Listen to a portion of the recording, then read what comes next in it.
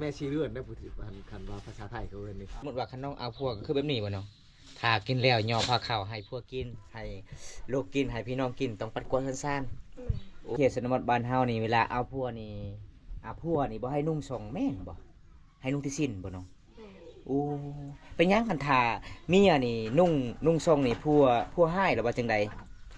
ให้โอ้สะบ้านเว้ายานเฮามักกับคนอื่นอีกโอ้ต้องนุ่งผ้าทุ่งเนาะ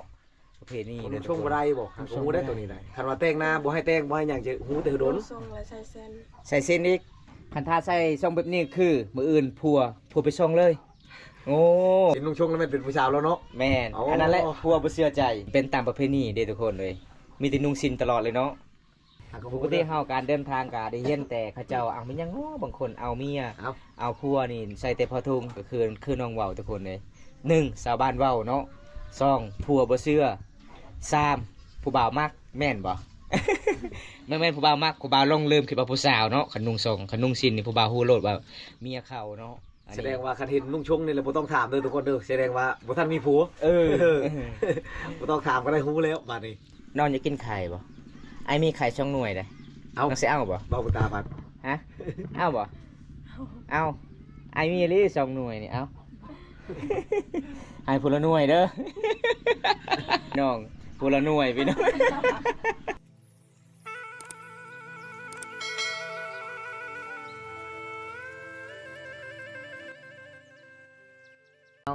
สบายดีเด้อ FC ของเราทั้งไทยในประเทศและต่างประเทศถ้ามักน้องก็มาหาได้ถ้ามักน้องมาหาได้เด้อบ้านยังน้อบ้านพุนงมีบ้านพุนมงมีเมืองใดเมืองนองแขวงใดสวรรณเขตชุมเผายังน้อ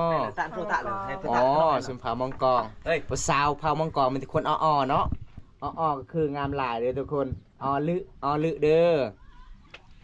บ๊ายบายสิเนี่ยบ๊ายบายเนี่ยนี่เห็นบ่ถามพอได้อยากมาจีบน้องไปเบิ่งวิถีชีวิตน้องกันมาได้เด้อทุกคนเลยสาวหน้าไม้สาวสวยบ้านป่าเก่าหลังให้มีสาวกกสาวเล็ดย่างบ่ซีนน่ะห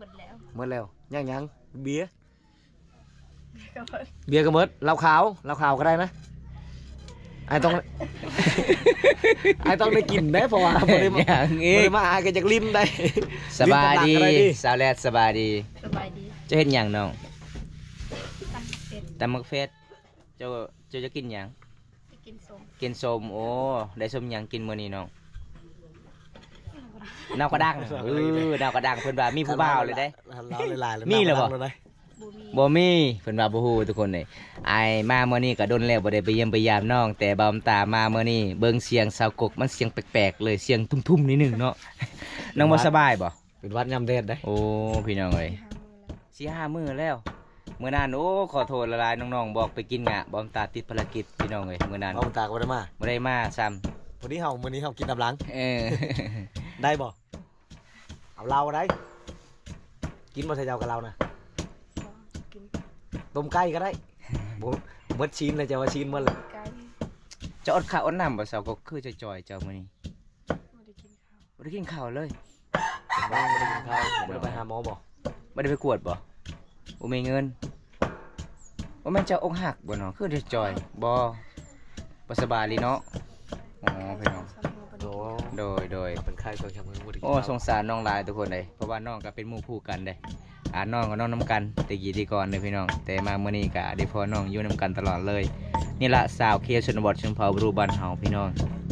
เป็นสาวโสดก็ต้องไปใส่ไปน้ำกันมาเมื่อนี้ก็บุญลีได้พอน้องตำมักเฟียดกินสมกินเมียงบรรยากาศช่วยใช่ตัวไข่สีฮอด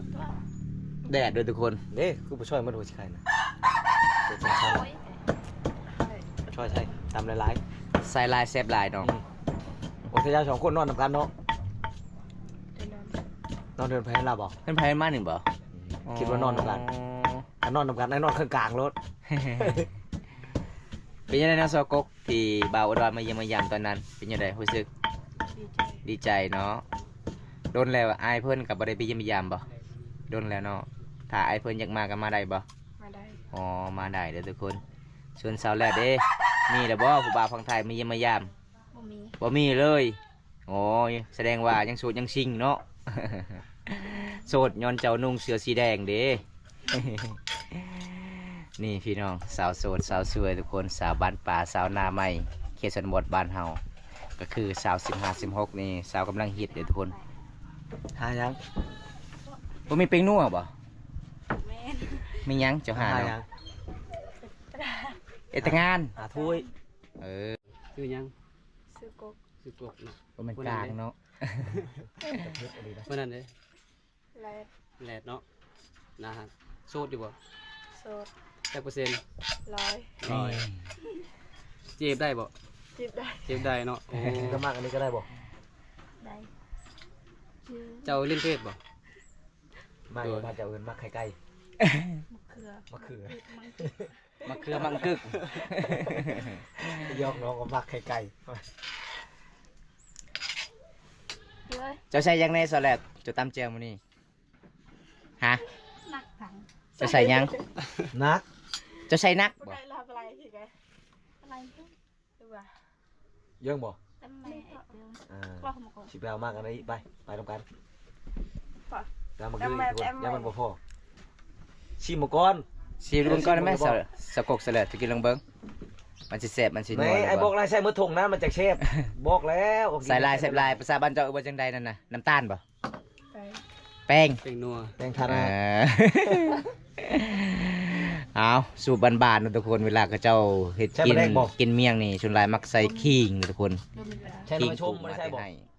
เชฟคือกันไหมใช่ ตะ น้ำ บ ช อ ม ล บ่ใช่ชุดนี้บ่ใช่เนาะ ทางใดไปเอาหมึกเดือนของทางใดทางนี้มื้อนี้ไอ้ขอไปได้บ่ไปนำเนาะปลาเก็บมื้อนี้เต็มกระตาเลยเด้อจึงมือเด้อ กินกับลาบปลากระเชฟได้ เออ เดือนนี้บ้านเรา เปล่าทุกคนมามื้อนี้สังเกตเกือบของน้องนี่มันแปลกหลายเลยทุกคนเห็นบ่ เกือบคู่ นาสินะเกือบเนาะคันเห็นโจรนี่โอ้ยสีแลนปะเลยทุกคนสินี่ปะเด้อพี่น้อง เขานี่ยากกว่าวับโทษนะใช้ไก่บ่ บ่ใคร สิฮอดแล้วบ่อันนี้ อยู่เพื่อนนี่บ่ อันนี้เฮือนบ่ โอ้ยทุกคนตอนนี้ผู้สาวพาเข้าขับบันพักเลยได้ อย่าทุกคนอันนี้เป็นสุขศาลาพี่น้องโรงพยาบาลพี่น้องเขตชนบทเดี๋ยวหมู่บ้านน้องก็คือสุขศาลาปลาไก่เนาะน้องเนาะ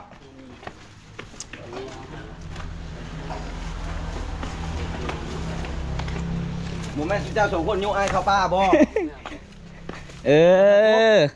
อันนี้บ่น้อง สองคนยกไอ้ข้าวป้าบ่โอ้ฮอดแล้ว ฮอดแล้ว หลายรีบดุกเลย โหดุกเลยเนาะ มากแล้วว่าบ้านเฮาเอิ้นมักเดือ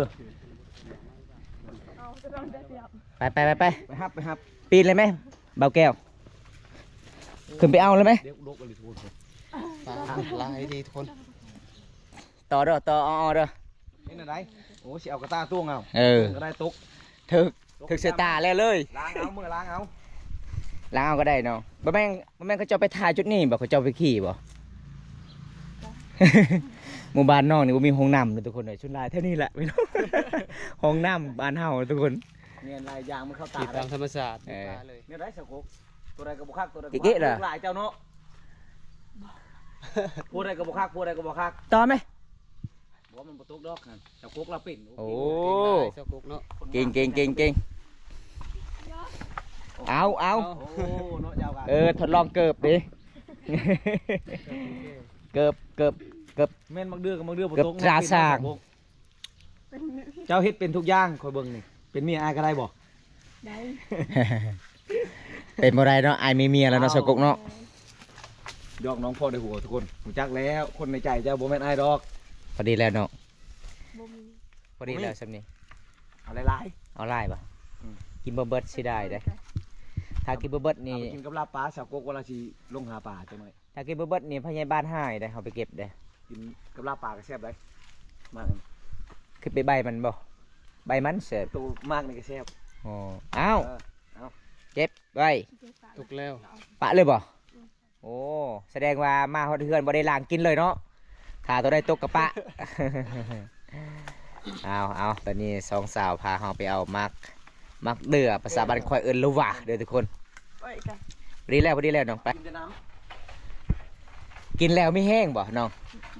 โอ้กินแล้วไม่แห้งเลยทุกคนปลาสาวกบอีหยังเจ้าไปคือนักอะไรบ่ใหม่นี่บ่นักรีบ่น้องไปช้าๆหรือบ่แม่นนักเกิบบ่เจ้า เอาทุกคนเลยปลามาเมื่อนี้ได้เห็นเกิบคู่ทุกคนซื้อมาเท่าไหร่น้องเกิบดีนะ80แสดงว่าหมู่บ้านน้องนี่คันผู้ใดใส่เกิบแบบนี้เป็นสาวโสดเนาะคันใส่เกิบไปแตะเด้มีผัวแล้ว หยอกน้องๆนะทุกคนหยอกน้องๆเลยพี่น้องโดนแล้วเฮากลับบ่ได้ไปเยี่ยมไปยามน้องมาเมื่อนี้น้องก็สิเอามักเดือกินสมกินเมียงมันแสบเลยทุกคนสมแบบบ้านเฮาเขียวสดบด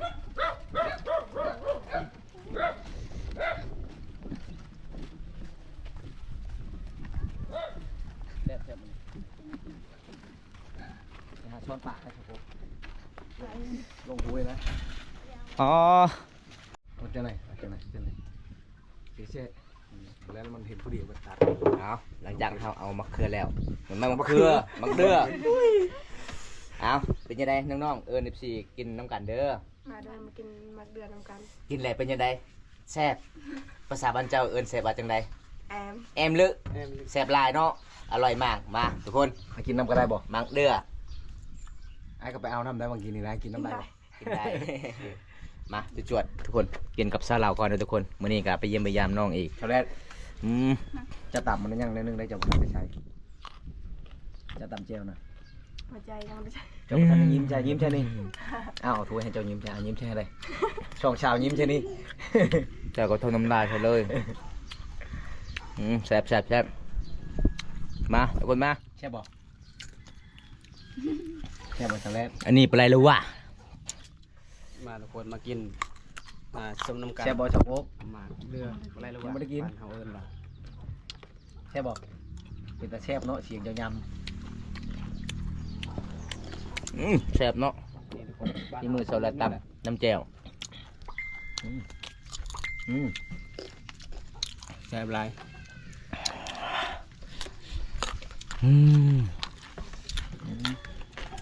กินแล้วมีแหงอะดีนะแมงคอมน้องว่าวเลยทุกคนเลยกินแล้วอยากไปทุกทิวทุกแดนเลยในเวียกเห็นงานกันเนาะจะยอดแล้วว่า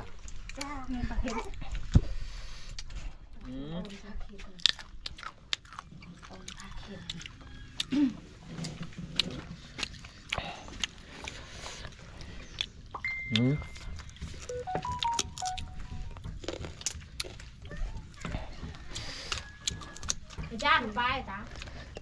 เออ lúc bây giờ quậy ở đây cha quậy đâu ทอดเป็ดปะ กระโดด กระปาย เนี่ย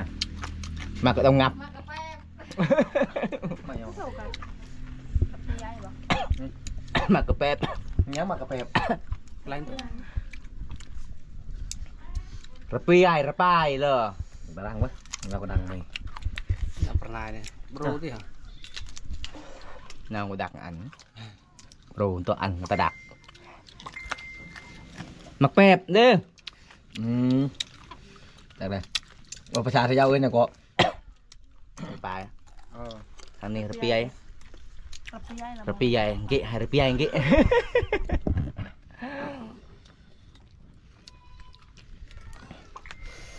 โอ้ยบอกภาษาตัวเองกับบูทุกคนเลยแอมลึกเนาะผู้สาวสองคนตันแซ่บทุกคนเลยพาไปได้มากินนี่กินแล้วติดใจกับบานโมได้เดี๋ยวพี่น้องสาวหนาใหม่มามันนี่ยัง15คือเก่า16เลยเนาะ2016เลยเด้ สาวกกได้วันนี้16คือกัน2016ก็คือมาวันนี้ปีใหม่ทุกคนเลยปีใหม่ใจยังเหมือนเดิมป่ะแต่ใจยังโชว์คือเก่าเนาะ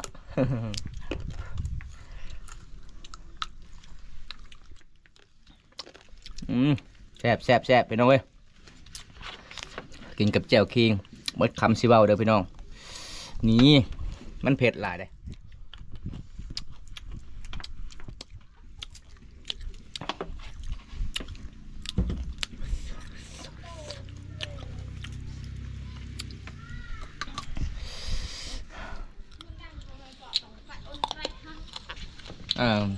rồi phong ở โอ้ใจดีแท้เอ้ยเพิ่นขอบใจเด้อเห็นบ่ทุกคนขนาดเขาเจ้าเห็นเฮากินส้มกินเมี่ยงเขาเจ้าก็มีของผักของตอนพี่น้องเอ้ยอันนี้ละภาษาบางควายเอิ้นเด้อทุกคนกระป้ายภาษาลาวมักหยังกันนะเจ้าเป็นคนลาว แปม มักแป้มมักแป้มเอากินดึกได้ปะ ได้เป็นหยัง ไม่เคยกินเลยคอยเลยครั้งแรกในชีวิตเด้อทุกคน เอ้ยยังไม่โทร ก็มือลืดเหรอ ตัวแกช่วงนี้เจ๊ตัวแกมันคือเลยเนี่ยระเบิดเยอะเมื่อกี้ แซ่บ เจ้าตัวแก แซ่บแซ่บ FC นี่ก็มีทุกแนว เอาหลังจากกินแล้วน้องกาคืนเอาไว้อยู่เฮือนอยู่ศาลเด้อทุกคนปลาบ่ใส่เกิบไอ้เนาะเกิบจะเอาไปใส่เลยมาลักเลยบ่ อันนี้เป็นบ้านสาวเลดเด้อพี่น้อง เอาเนี่ยเป็นแม่ชีเลื่อนนะผู้ที่คันว่าภาษาไทยเขาเอิ้นนี่เป็นอยู่เฮ็ดกินเรียบร้อยทุกคน สาวคนงามโซซิ่งอยู่เขตชนบท ขยันเนาะสาวเขตบดเนาะ ได้ทุกคน ปัดกวาดเฮือนซานหลังจากกินข้าวกินน้ำคัน เอา เอา ไปจานเช็ดถูเรียบร้อยเลยแล้วควายจิไปเฮียนแม่นบ่ บดทอง คันเอาพวกสมมติว่าคันน้องเอาพวกก็คือแบบนี้บ่เนาะถ้ากินแล้วย่อผ้าขาวให้พวกกินให้ลูกกินให้พี่น้องกินต้องปัดกวาดเฮือนซาน คันอาโพแล้วบ่ให้นอกแบบนี้บ่ได้งามชำนี้ดอกคันอาโพเลยหมดและการแต่งตัวก็แต่งบ่ได้แหละแม่นล่ะวะ แม่น บ่น้องอ่างคอยได้ยินข่าวๆในเขต ทุกคนเด้อ ในเขตชนบทบ้านเฮานี่เวลาเอาพวกนี่บ่ให้นุ่งส่งแม่นบ่ให้นุ่งที่สิ้นบ่น้อง แม่น โอ้เป็นหยังคันทาเมียนี่นุ่งทรงนี่พัวให้หรือว่าจังใดให้ บ้าน โอ้ เรา สะบ้านเว้ายานเฮามักกับคนอื่นอีก โอ้ โอ้ต้องนุ่งผ้าทุ่งเนาะประเพณี ผม เด้อ ช่วงบ่ได้บ่หาก็ฮู้ได้ตัวนี้ได้คันว่าแต่งหน้าบ่ให้แต่งบ่ให้หยังจะฮู้แต่โดน ทรงและใส่เส้น ใส่เส้นอีกโอ้ ต้องได้ใช้ สิ้น ผม สิ้นคือเส้นเด้อพี่น้องเอ้ยต้องเข้าใจนำกันผ้าทุ่งพี่น้อง โคือใช้ช่วงมันนี่บ่ได้เนาะ บ่ได้ คันใช้ต้องได้ใช้ชิ้นผมอยู่ คันทาใส่ทรงแบบนี้คือมื้ออื่นพัวไปส่งเลย โอ้ แสดงว่าคันว่านุ่งชงนี่ต้องเป็นผู้สาวคัน แม่ ว่าเห็นย่างแต่ทางคือแบบเห็นนุ่งชงแล้วมันเป็นผู้สาวแล้วเนาะ แม่น โอ้ อันนั้นแหละพัวบ่เชื่อใจมันเป็นตามประเพณีเด้อทุกคนเลย มีแต่นุ่งสิ้นตลอดเลยเนาะเอาพี่น้องมื้อนี้ก็สิได้ฮู้จักน้อง โอ้ ๆ ปกติแต่ข้อมูลไม่ได้ตัวนี้ทุกคนเด้อ แม่น ปกติเฮาการเดินทางก็ได้เห็นแต่เขาเจ้าเอามันยังง้อบางคนเอาเมีย เอา เอาพัวนี่ใส่แต่พอทุงก็คือน้องเว้าทุกคนเลย1ชาวบ้านเว้าเนาะ2พัวบ่เชื่อ3ผู้บ่าวมักแม่นบ่ แม่นผู้บ่าวมักผู้บ่าวลงลืมคือว่าผู้สาวเนาะขันนุ่งทรงขันนุ่งสิ้นนี่ผู้บ่าวฮู้โลดว่าเมียเขาเนาะอัน แส นี้ ดงว่าคันเห็นนุ่งชงนี่แหละบ่ต้องถามเด้อทุกคนเด้อแสดงว่าบ่ทันมีผัว เออ บ่ต้องถามก็ได้ฮู้แล้วบัดนี้ สาวกกสาวแรดน้องอยากกินไข่บ่ไอ้มีไข่ช่องหน่วยเลย เอา น้องสิเอาบ่ เบาตาพัด ฮะเอาบ่เอาไอ้มีอีหลี2หน่วยนี่เอาให้ผู้ละหน่วยเด้อ โอ้ยน้องตกใจกับไอ้มีไข่เลยทุกคนให้น้องผู้ละหน่วยพี่น้อง กินแล้วอิ่มไม่ไหวเลยน้องเด้ออันนี้ของหายากเลยไอ้เอามาแต่บ้านเลย น้องคิดว่าจึงใดไอ้ว่าไข่ยังหนึ่งว่าไข่ไก่หรือว่าจังยังบ่ฮู้เลย อันนี้ก็คือไข่ไอ้ซื้อมาที่เวียดนามเด้ไข่นกกระจอก ให้น้องผู้ละหน่วยเด้อแบ่งกันกิน เอาแล้วโอ้ยลืมแล้วบ่ได้เอาหมวกก่อน เนาะ ใส่หมวกแห้งรอแม่นบ่ รอถ้าไอ้ายมักแต่น้องบ่เอาเนาะจะเว้าโลด แล้วรอน้ำหมวกนี่หมวก เอา รอ เพิ่นว่ารอ ใส่หมวกนี่เลยรอรถ รอน้ำมวกปะบ่ได้ยนต์มวกบ่ ให้น้องก่อนใช้เงินนะ แบ่งเบิดไปใส่น้ำมันเลยบ่ ซื้อขนมให้ไป3คืนนึงไป อื จัก ม เฮาก็ฮู้จักดอกจักเงินมาจากทางไหนเพราะว่าน้องโทรว่าเอาเงินให้ได้เด้อว่ะแกเงิน FC มาจากทางไหนเอาเงินมาเท่าไหร่ก็เงินเจ้านะกันเจ้าบ่จื้อแล้วไอ้รักเลยนี่ เท่าไหร่ น้องก็ได้ เราดังเราจักกันเลยแล้วให้เชนนึงเอาบอกเงิน2,000เลยทุกคนเลย4 5 6 7 8 9 10 11 12ใบเลยจากร้านจับ แสนซาวเนาะ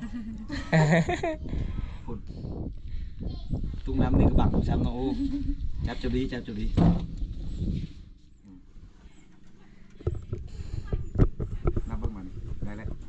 ได้ วันนั้นกันได้ สาวกก น้ำบ่น้ำบ่ได้ได้ ยังได้คือกันปะยังได้คือกันเนาะ น้องงามใช่กอง น้องก็บ่สบายแน่ทุกคน เอ้ยแล้วนับ บ่น้ำยังเงินบ่ครบได้ค่อยเอาแล้วเมื่อกี้ทอดเอาไปนึง เอาขอบใจผู้ใหญ่ใจดีนี่ด้วยเนาะ ใจผู้ใหญ่ใจดีเลย ขอบใจผู้ใหญ่ใจดีแถมพังไทยพังดงดา ตะดังหนึงสอนแม่สาวกกสอนหมู่เนี่ย ผู้บ่าวจะบอก ดังดัง ตารางเต้เพิ่นว่าบ่ฮู้เบิดเอาดีใจจนว่าบ่ออกเนาะ ว่าน้ำลังว่าบุตาว่าเขาได้ ฮะ ว่าเขาได้ เอาเว้าตามค่อยเว้าเด้อ เออน บนบสาวกกกกไร ถ้ามีผู้ใหญ่ใจดีเห็นมื้อนั้นผู้ใหญ่ใจดีก็ซื้อให้บัตรเติมเงินเด้ขอขอบใจละลายๆเด้อ หลายแล้ว ขอบใจละลายเด้อ ผู้ใหญ่ใจดี ผู้ใหญ่ใจดี ผู้ใหญ่ใจบุญ ผู้ใหญ่ใจบุญ จากประเทศไทย จากประเทศไทย ก็ขอให้อายอยู่ดีมีแห้ง ก็ขอให้อายุดีมีแฮง ขอให้ร่ำให้รวยเด้อ ขอให้ร่ำให้รวยเด้อ แต่นี่ต่อไป เดี๋ยวนี้ต้อง ก็ขอให้อายได้เงินกลับคืนร้อยเท่าพันเท่าแต่ดังหนึง ขอให้อายได้เงินกลับคืนร้อยเท่าพันเท่า นี่สบายดีปีใหม่เนาะไม่ยังมายามน้องๆ2คนคือเก่าแต่มื้อนี้สาวกก ได้แล้ว